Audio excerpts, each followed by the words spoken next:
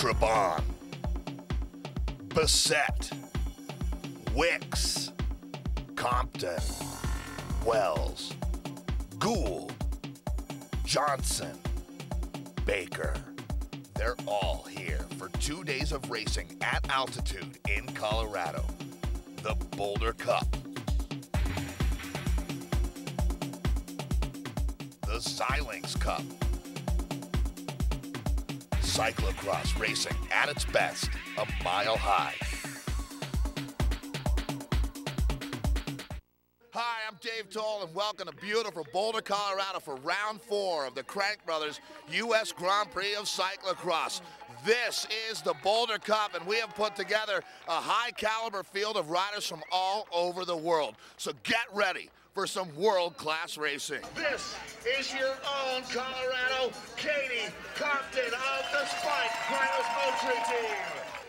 The fields are all set for today's races here in Harlow Platts Park in South Boulder. But first, let's take a look back at yesterday's Xilinx Cup. Round 3 of the Crank Brothers U.S. Grand Prix of Cyclocross Series.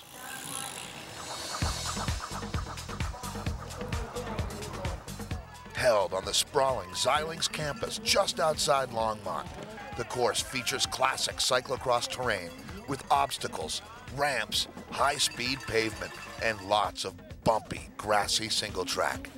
Each circuit took its toll Saturday on bikes and bodies.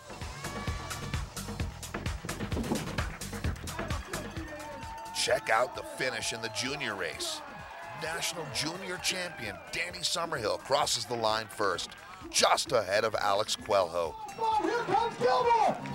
But watch the sprint for third. Ethan Gilmore goes to the whip, outgunning Jim Lennon, and then crashes right into and over the fence.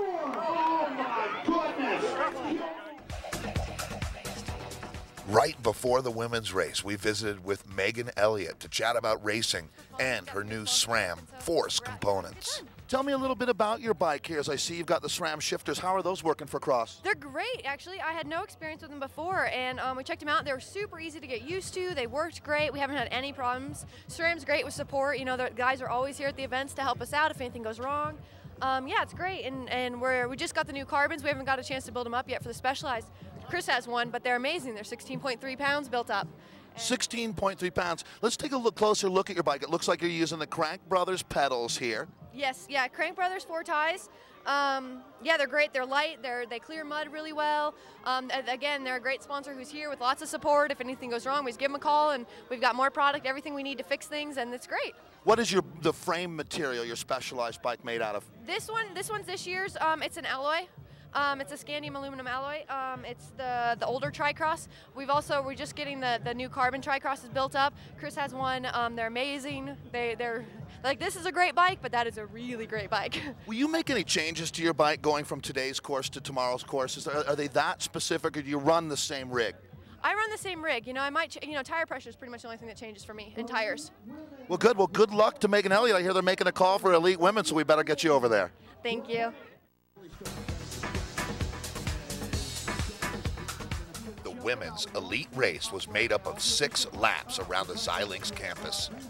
2-time U.S. National Cyclocross champion and Paralympic gold medalist Katie Compton.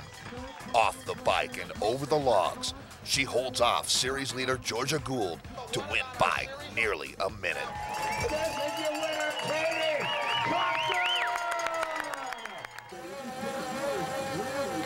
Warming up for the men's elite event, a field of over 100 strong, including Pro Tour riders Chris Horner and Fast Freddie Rodriguez.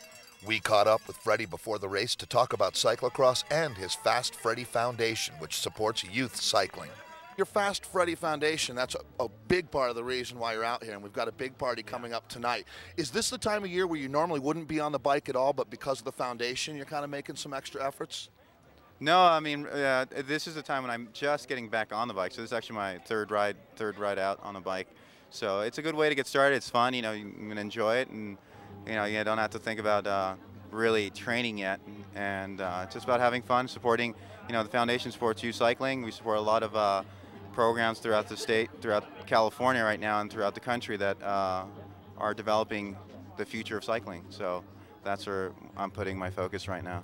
The skills that you've learned in the peloton, the final 500 meters, absolutely hectic. You think any of that applies to cyclocross? Maybe the start, going for that hole shot, pretty hectic there as well.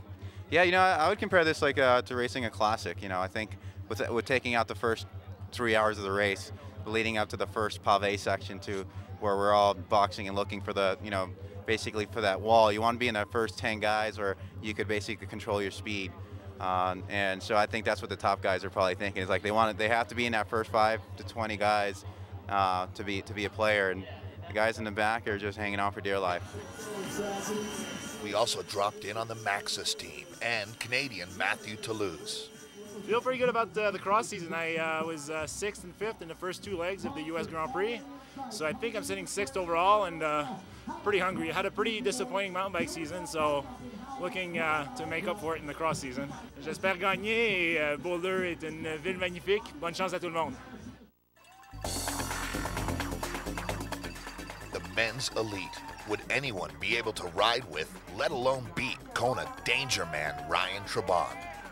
Traban, winner of the first 2 rounds of the U.S. Grand Prix on the East Coast.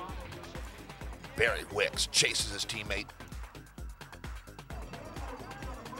Todd Wells in a bid to try to catch the series leader.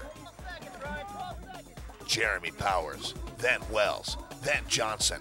They worked hard, but they could not pull Traban back. Ryan Traban wins at Xilinx by a full 33 seconds.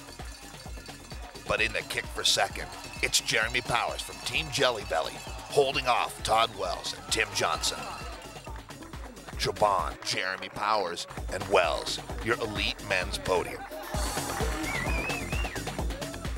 It's harder because, you know, for the whole race you're by yourself and you're never getting a draft or anything. But, you know, the last like 2 laps I was able to, you know, take my own speed through the corners and not have to accelerate as hard as I was going to have to if I was racing with someone and racing to try and get away. You know, I could just take it pretty mellow for the last 2 laps and save a little bit of energy and not really kill myself for the full hour. So. Resplendent with the Canadian Maple Inez, the Canadian national champion from Knowlton, Quebec, member of the Olympic team. The women have been introduced. Next up, the elite women's race. This is the Boulder Cup.